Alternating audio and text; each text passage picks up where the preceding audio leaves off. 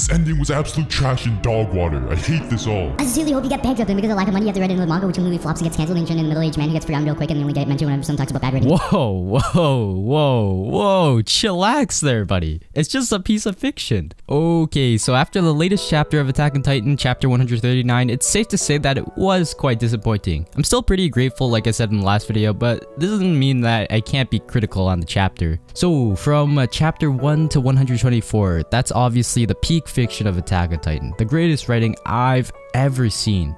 Well, obviously an overstatement because I have seen better writing, but it's up there. It's pretty good. So yeah, it features themes like slavery, racism, discrimination, prejudice, and it was perfect. Great characters, and you even had to sympathize with some of the enemies, and yeah, it was really interesting.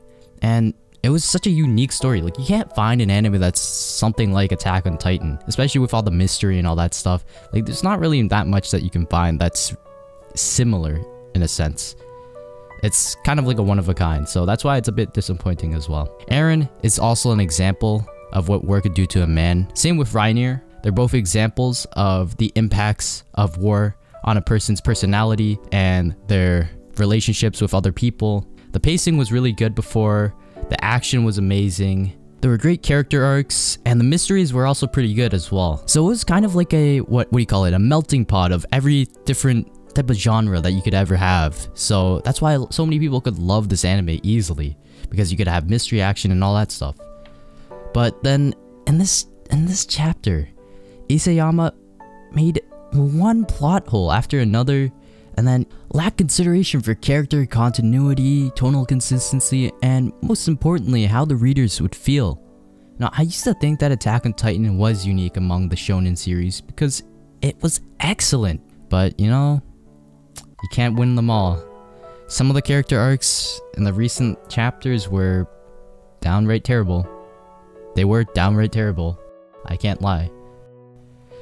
The worst part, though, is that Attack on Titan is supposed to be something that's unique among all the shonen. This was something that was supposed to be more ominous. And yeah, in just a few pages, a series that avoided issues like romance morphed into a shoujo manga. So yeah, that's absolutely crazy. Mikasa and Eren obviously did like each other, but that's not the point. Why are you adding that into the last chapter? It feels forced. The relationship isn't forced, but it feels forced because it's just all of a sudden. Like, everyone knew it was probably in the realm of possibility, but you just add it randomly, that just makes it feel so forced. Like, out of the endless possibilities for the outcome of the story, it brings this. Even with the divisive fandom, okay, Isayama managed to create an ending that everyone could universally agree is below a 6.5 out of 10. Personally, I don't know how an ending could be as bad that it ruins a whole manga, but then again, I have seen shows like Future Diary, Death Note, and dare I say, Erased. And yeah, this is pretty down there with those boys, so that's a pretty low bar to set. But I do really respect Isayama, and no disrespect to anyone, but this man literally promised Neverland Season 2 this manga. If you didn't know, the Promised Neverland Season 2 was absolute trash. It was plain bad. The writing was horrible, it was rushed and everything, and that's exactly in a similar way how Attack on Titan chapter 139 feels. It's probably just as bad as how The Promised Neverland Season 2 turned out to be. I mean, seriously, they even had a time jump like The Promised Neverland Season 2 with a bunch of panels like a PowerPoint slide. How does that happen, boy? Like, why didn't you just make it like at least longer? They didn't have to compress it, man. But like, seriously, what went wrong? How did the story with so much potential end up being like this? But yeah, I do have to give it to Isayama because Eren does fulfill his promise of wiping out all the Titans from the world. You know, he did say, he's like, I'll kill all the Titans, I'll kill them all at any cost, and then he did go through with that promise, so pretty good, Eren. Nice job. But seriously, what in the world happened to Yelena? Did we just forget about this character entirely? This character's nowhere to be seen. Like, where did she go? How did she even vanish? Like, how does no one even talk to her? She's like some 6'9" giant, so I'd imagine it'd be pretty difficult not to see her walking on the road. And in addition to that, why were the interactions with the characters so short? Manga has been building this moment up for 11 years, and we hardly get to see the characters until the end? I mean, really? And then, now onto the thing that I mentioned before, Historia's pregnancy. if you can actually believe it, Historia actually has a child and marries this no-name bully side character, irrelevant character guy no one cares about from her childhood who throws rocks at her. Yes, she had a kid with this guy. And yeah, although most people are just salty that Eren didn't get with Historia, at least it could have been someone important. There was obviously some sort of build up to this, and if you just make it such an insignificant moment at the end, it's just, you can't do that. Like, that's not how you're supposed to, you can't do that.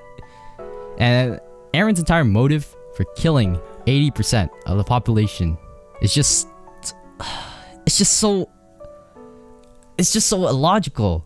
But you know, I gotta give it to Isayama. He gave me my favorite ship, Ymir and the abusive King Fritz. And the explanation we got, Eren telling Armin, hey yo Armin, you know, I gotta say, she likes him because she likes him.